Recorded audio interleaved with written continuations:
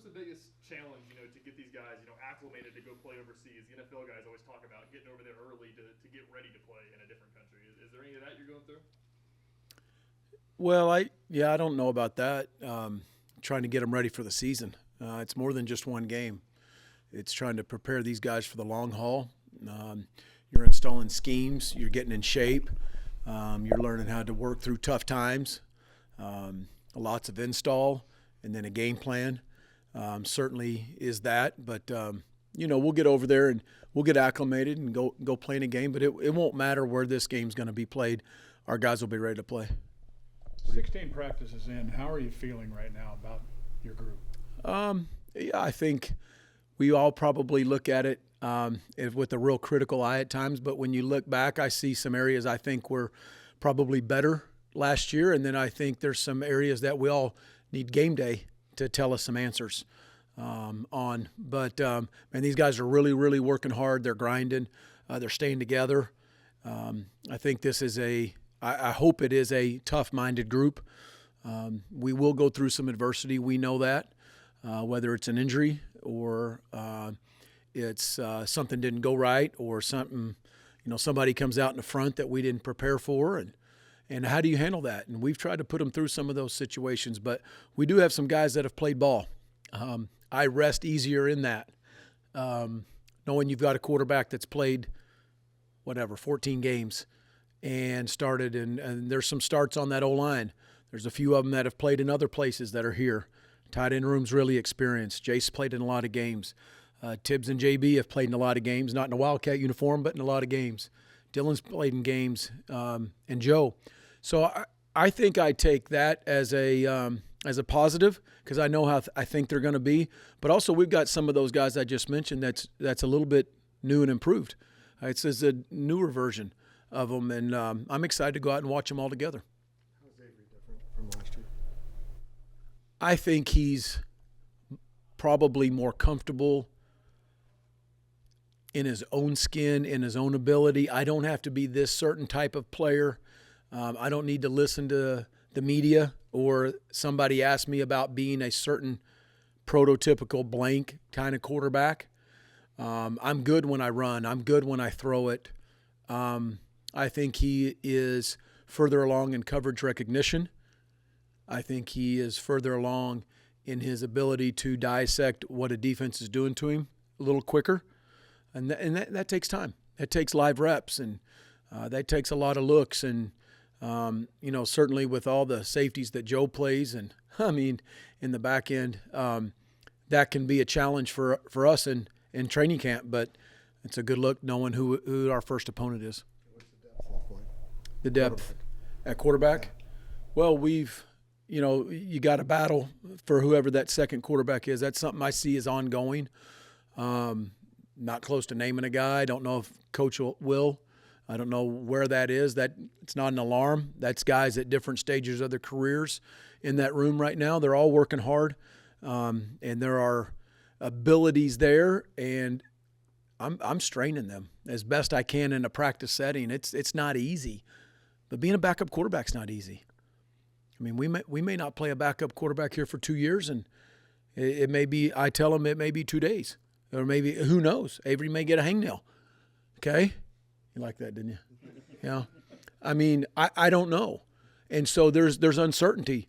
And so I try to create some of those situations in practice to make them react to that uncertainty because that's what it will be like if and when a guy has to go in there and do that. And those you want me to say something about who the guy is. We don't know yet, and they don't know, and that may be something that's ongoing for quite a while. In fact, last year it was through the season, and but those guys are battling. How have you seen Dylan Edwards grow from this time last year?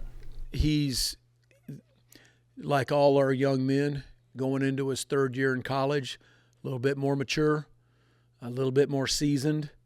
I think a little bit more aware of the grind of a practice schedule and training camp with the season coming up.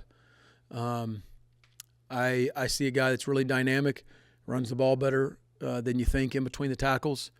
He has proven to be durable so far, and I hope that continues. But he's dynamic with the ball in his hands. What do you envision a successful season looking like for him? For him? Yeah, for Dylan. Oh, I don't know. A lot of yards rushing, some dynamic catches, hopefully a punt return or two for a score so we don't even have to play on offense. That'd be cool. But he's electric. We all know it. I mean, every time the ball touches his hands, you have a chance to hold up at one finger and say, kick it. He can go. He can hit a home run.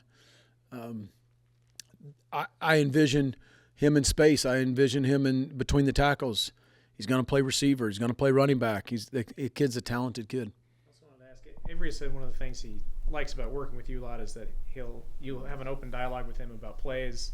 If there are ones he doesn't like, you'll talk about it and maybe scrap them, put in something else. Why do you have such an open dialogue and let the players help you out in that regard? I think the longer I'm in it, the more you got to know it's a player's game.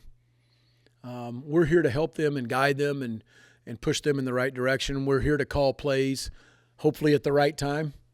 But I've had a lot of really, really good play calls that don't get executed very good. And I've had some where you're like, oh no. Guy made a play. Call another one, coach. I think investment for those guys, when they know that they're invested in it, sometimes they take a little bit more ownership in it. When I'm invested, when you're invested in more things and you know your name's on it, you take it a little bit more personal. We all take it personal. He takes it personal. And so I think the collaboration with him is so important also because he's seeing it through his face mask with big 6'5" linemen that it doesn't look like it does on Twitter to his vision. It doesn't look like it is on coach's video from a really high camera where you see all the pieces moving. He's got to have depth perception. He's got to see, just like this right here, this is like the pocket. I mean, all right, here we go. Let's go, Wyatt. Scott, protect him. I mean, we got pressure here. I've got to move a little here. He may not see everything. He's got to have timing. There's some things he sees better than others. I need to know that. He needs to relay that to me. Just because I think it or I've had a quarterback do it before, or I think it looks good on film, it may not fit what he feels. And then he may like something better and I can accomplish about the same thing. Why not? They're the ones pushing the buttons. When you think of Iowa State's defense, what comes to mind? Toughness, discipline, never out of position. John Heacock's one of the best in the game. Had the privilege of going up against him a bit. They're good. They're very, very tough. They tackle well. They're never out of position. I think probably the mantra of that program. Time for a couple more. You going to be upstairs or down? I'm going to be down. Yep, I'll be down. Anything else? I would ask you about Tibbs. Is he what you were hoping? Yeah. He's good. He's a good player. He's smart, versatile, can play lots of spots, blocks well on the perimeter, cares about blocking. He's got really good hand-eye. He's got strong hands and probably a little deceptively faster than you think. He's a big body. I think he's going to have a really good year. We're very, very hopeful of that. He is too. He's a great kid, man. He's been raised the right way, and he's, I think, bought into everything that we're all about here at K-State.